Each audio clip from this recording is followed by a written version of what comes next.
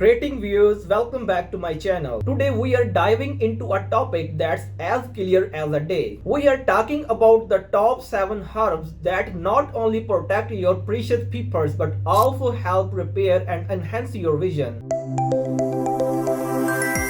Herb number 1, Bilberry. Let's start off our list with the incredible herb known as the bilberry. This tiny fruit is packed with antioxidants called anthocyanins, which have been shown to improve night vision and protect against age-related muscular degeneration. You can consume bilberry as a supplement or even enjoy it in its natural form as a delicious snack. Herb number 2, ginkgo biloba. Next up, we have ginkgo biloba, a powerful herb known for its ability to improve blood flow to the eyes and brain. This increased circulation can help reduce the risk of developing glaucoma and other eye diseases. Ginkgo biloba is widely available in supplement form and is a great addition to your daily regimen for maintaining healthy vision. Herb number 3, Ibride. We have the herb Ibride, which has been used for centuries to treat various eye conditions such as